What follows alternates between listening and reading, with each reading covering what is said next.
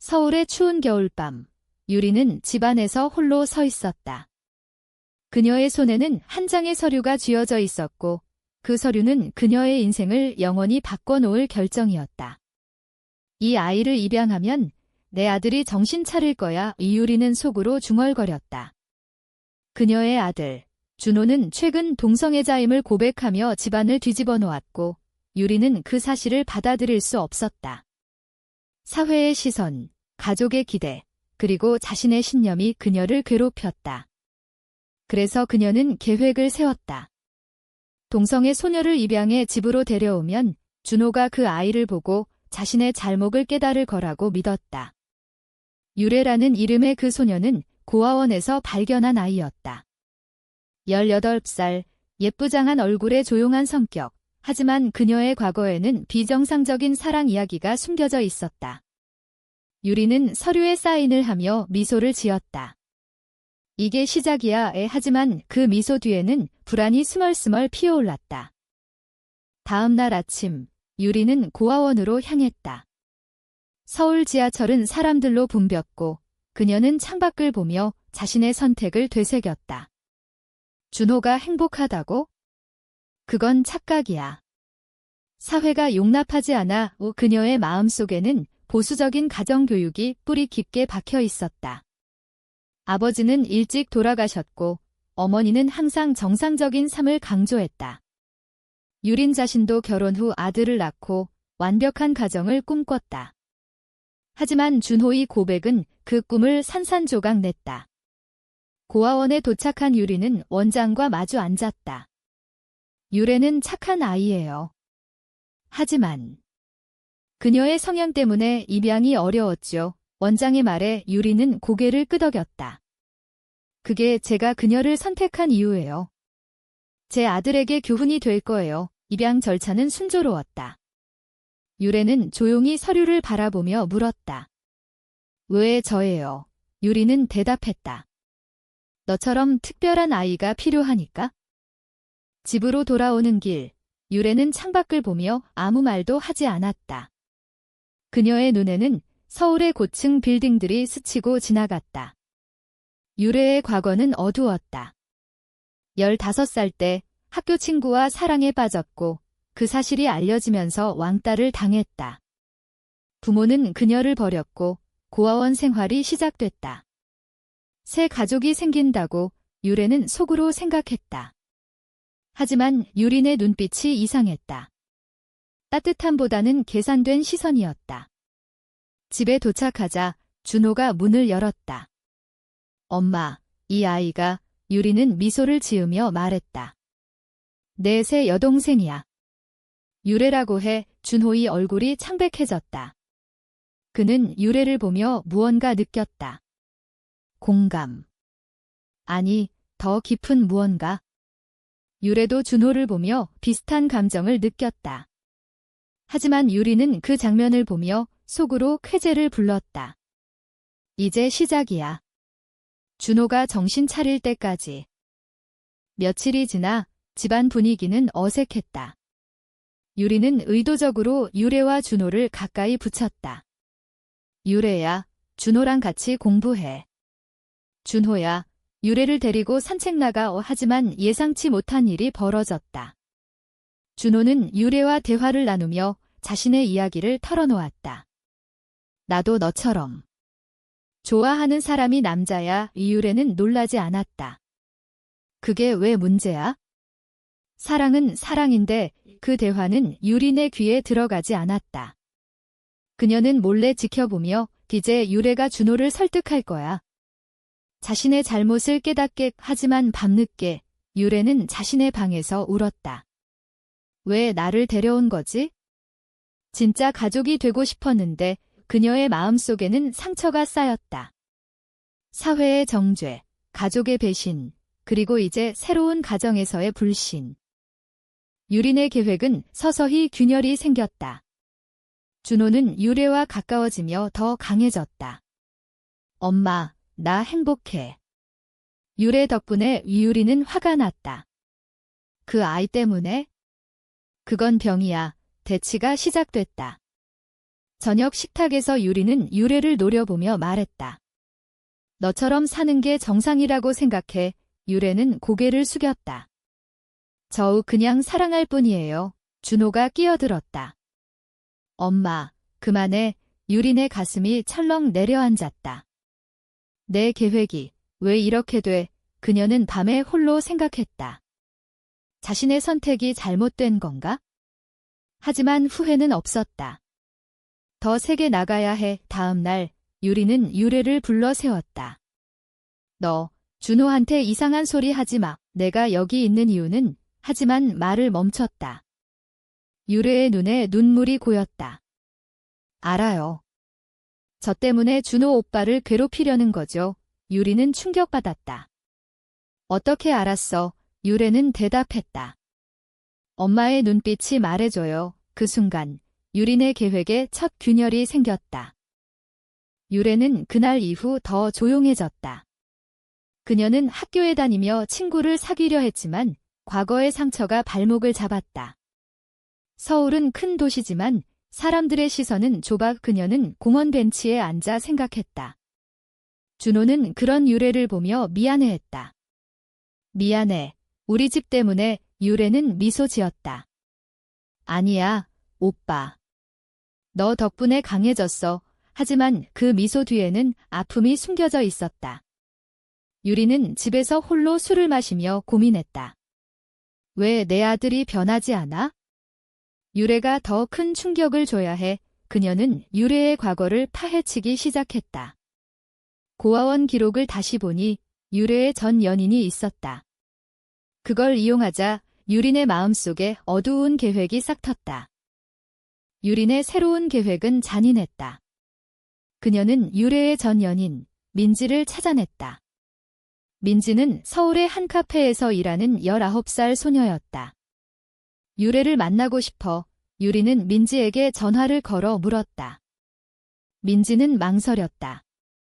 유래가 새 가족이 생겼다고 들었어요. 유리는 미소를 지으며 말했다. 그 아이가 내 생각을 아직도 해. 만나서 이야기 나눠봐. 민지는 유혹에 넘어갔다. 다음 날 유리는 집으로 민지를 초대했다. 준호가 봐야 해. 이런 사랑이 얼마나 비정상적인지. 하지만 도착한 민지를 본 유래의 얼굴은 창백해졌다. 민지. 왜 여기 있어? 민지는 눈물을 글썽이며 안아주려 했지만 유래는 물러났다. 가지 마. 나 때문에 헤어진 거잖아. 그 장면을 지켜보던 준호는 충격받았다. 이게 사랑이야. 유리는 속으로 쾌재를 불렀다. 이제 깨달았어. 그러나 상황은 예상 밖으로 흘렀다. 민지와 유래의 대화는 깊어졌다. 사회가 우리를 이해하지 않아도 우리는 사랑했어. 민지의 말에 유래는 울음을 터뜨렸다. 하지만 이제 새 가족이 있어? 포기해야 해. 준호는 그 말을 듣고 자신의 감정을 돌아봤다. 나도 포기할 수 없어. 그는 유린에게 다가가 말했다. 엄마, 이게 왜 잘못된 거야? 사랑은 자유잖아. 유리는 화가 치밀었다. 너 때문에 가족이 무너져. 대치가 절정에 달했다. 민지는 떠났고 집안은 침묵에 휩싸였다. 유래는 방에 틀어박혀 생각했다. 유린 이모가 나를 이용하는 거야? 하지만 여기서 벗어나야 해. 그녀의 마음속에는 배신감이 싹텄다. 며칠 후 유리는 더 세게 나갔다. 그녀는 준호의 친구들에게 유래의 이야기를 퍼뜨렸다. 우리 집에 동성애자 여동생이 왔어. 준호가 정신 차리길 바래. 소문은 학교로 퍼졌고 준호는 왕따를 당하기 시작했다. 야, 내 여동생 레즈비언이래. 친구들의 조롱에 준호는 주먹을 쥐었다. 그게 왜? 너희들이 이상한 거야. 하지만 상처는 깊었다. 유래는 그 사실을 알게 됐다. 내 탓이야. 미안해. 오빠의 준호는 유래를 안심시켰다. 아니야. 엄마 탓이야. 그날 밤 유래와 준호는 함께 서울 거리를 걸었다. 우리가 함께 싸우자. 준호의 말에 유래는 고개를 끄덕였다. 하지만 유리는 그 장면을 보며 분노했다. 이게 내 계획이 아니야. 유린의 내적 갈등이 커졌다. 그녀는 교회에 가서 기도했다. 주님, 제 선택이 잘못된 건가요? 보수적인 한국 사회에서 동성애는 여전히 금기였다. 그녀의 친구들은 그런 아이를 왜 데려왔어? 가족을 망치네라고 수군거렸다. 유리는 외로움을 느꼈다. 내가 왜 이렇게 됐지? 그녀의 과거가 떠올랐다. 젊었을 때 그녀도 자유로운 사랑을 꿈꿨지만 가족의 압력에 굴복했다. 준호가 나처럼 되지 않게 하려 했는데 하지만 이제 그녀의 행동이 가족을 더 아프게 만들었다. 유래는 그런 유린을 보며 동정심을 느꼈다. 이모도 아프실 거야. 하지만 배신의 상처는 지워지지 않았다. 고조되는 긴장 속 유래는 결정을 내렸다. 그녀는 민지에게 연락했다. 우리 다시 만나자. 민지는 기뻐하며 약속을 잡았다. 서울의 한 공원에서 만난 둘은 옛 추억을 나눴다. 너 없이 못 살았어. 민지의 고백에 유래는 망설였다. 하지만 이제 가족이 있어. 그 대화는 유린의 귀에 들어갔다. 그녀는 몰래 따라와 지켜봤다. 이게 진짜 사랑인가? 유린의 마음이 흔들렸다. 집으로 돌아온 유래는 유린과 마주쳤다. 이모, 왜 따라오셨어요? 유린은 대답하지 못했다. 너희 행복해. 유래는 눈물을 흘리며 말했다. 네, 하지만 이모 때문에 아파요. 그 순간 유린의 계획이 무너지기 시작했다. 준호는 유린에게 대들었다. 엄마, 그만해. 유래를 이용하지 마. 유린은 울음을 터뜨렸다. 난 너를 위해 한 거야. 하지만 준호는 차갑게 말했다. 그건 사랑이 아니야. 통제야. 가족의 갈등은 깊어졌다. 유래는 방에서 홀로 생각했다. 여기서 나가야 해. 하지만 준호 오빠는 그녀의 선택은 도덕적 딜레마였다. 사회의 시선, 가족의 기대, 그리고 자신의 행복. 유린도 밤새 고민했다. 내가 잘못했어. 다음 날 유린은 유래를 불러 세웠다. 미안해. 내가 여기 온 이유를 솔직히 말할게. 유래는 충격받았다. 처음부터 날 이용하려 했어요. 유리는 고개를 끄덕였다. 그래. 하지만 이제 변했어. 그러나 유래의 눈에는 배신이 스쳤다. 믿을 수 없어요. 그녀는 집을 나서려 했지만 준호가 막았다. 기다려. 함께 해결하자. 긴장된 분위기 속 이야기의 전환점이 다가왔다. 유래의 배신감은 폭발했다. 이모, 당신은 괴물이에요. 그녀는 소리쳤고 유리는 창백해졌다. 유래야, 제발. 하지만 유래는 문을 쾅 닫고 나갔다. 서울의 비가 내리는 거리에서 유래는 홀로 걸었다. 왜 나한테 이런 짓을 해? 그녀의 마음속에는 상처와 분노가 뒤섞였다. 민지에게 전화를 걸었다. 민지야, 도와줘. 민지는 달려와 유래를 안았다. 이제 자유로워지자. 둘은 카페에 앉아 미래를 논의했다. 한국 사회는 변하고 있어? 우리처럼 사는 사람들이 많아오. 하지만 유래는 망설였다. 준호 오빠는? 가족은 도덕적 갈등이 그녀를 괴롭혔다. 집에서 유리는 후회에 사로잡혔다. 내가 왜 그랬지?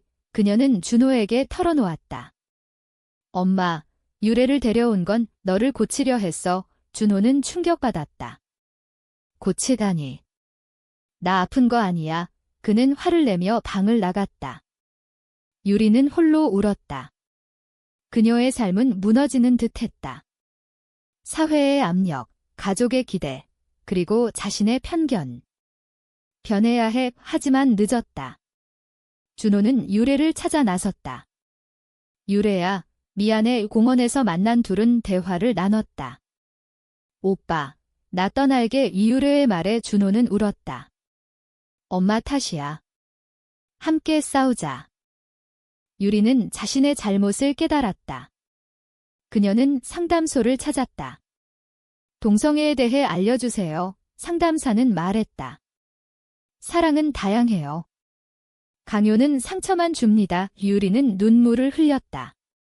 내 아들을 잃을 뻔했어. 집으로 돌아온 그녀는 준호와 마주쳤다. 미안해. 내가 행복하면 돼. 준호는 망설이다 안아줬다. 엄마, 고마워. 하지만 유래는 돌아오지 않았다.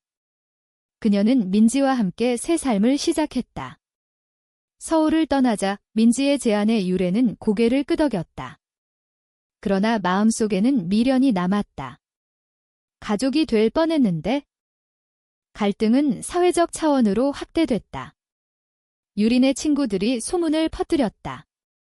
유린이 동성애자 아이를 입양했다가 쫓아냈대. 유린은 직장에서 따가운 시선을 받았다. 그런 가정에서 어떻게 일해? 그녀는 고립됐다. 내가 만든 업보야. 유래도 비슷한 고통을 겪었다. 새 아파트에서 민지와 살았지만 이웃들의 수군거림이 들렸다. 저 여자들. 이상해. 유래는 울며 민지에게 말했다. 우리가 잘못된 거야. 민지는 안아주며 말했다. 아니야. 사회가 잘못돼서 둘의 사랑은 강해졌지만 대가는 컸다. 준호는 유래를 설득하려 했다. 집으로 돌아와. 엄마가 변했어. 유래는 만난 자리에서 말했다. 믿을 수 없어. 배신당했어. 준호는 눈물을 흘렸다. 나도 아팠어. 하지만 가족이야. 유래의 마음이 흔들렸다. 가족. 이용당한 가족. 그녀는 민지에게 돌아갔다. 어떻게 할까? 민지는 말했다. 내 행복이 우선이야. 유래의 결정은 어려웠다. 돌아가면 용서해야 하고 떠나면 자유지만 외로움. 내 선택의 대가. 유리는 용서를 구하기로 했다. 그녀는 유래의 연락처를 찾아 전화를 걸었다. 유래야, 미안해. 제발 만나자. 유래는 망설이다 약속을 잡았다. 서울의 한 레스토랑에서 만난 둘은 침묵했다. 왜 그랬어요? 유래의 물음에 유리는 울며 말했다. 편견 때문이었어. 이제 깨달았어. 유래는 차갑게 말했다. 늦었어요. 상처는 지워지지 않아. 유리는 무릎 꿇었다. 제발. 가족으로 돌아와. 그 장면은 주변 사람들의 시선을 끌었다. 유래의 마음이 갈등했다. 용서할까? 아니면 떠날까? 준호가 합류했다. 유래야, 함께하자. 가족의 재회는 감정적이었다. 하지만 유래는 말했다. 민지 없이 못 살아. 유리는 충격받았다. 그 사랑을 인정할게. 그녀의 변화는 진심이었다. 하지만 사회의 벽은 높았다. 유래는 결정을 내렸다. 돌아갈게. 하지만 민지도 함께. 유리는 망설였다. 그게 가능할까? 가족의 새로운 형태가 시작됐다. 그러나 긴장감은 여전했다. 새로운 가족 생활은 불안정했다. 민지가 집으로 들어오자 유린의 친구들은 등을 돌렸다. 유린아, 미쳤어. 유리는 외로움을 느꼈다. 내 선택이야. 집안에서 민지와 유래의 관계는 조심스러웠다. 사랑의 민지의 속삭임에 유래는 미소 지었다. 하지만 유린의 시선이 느껴졌다. 아직 불편해. 준호는 중재자 역할을 했다. 엄마, 적응해. 유리는 노력했다. 민지야, 환영해. 하지만 밤에 홀로 생각했다. 이게 옳은가?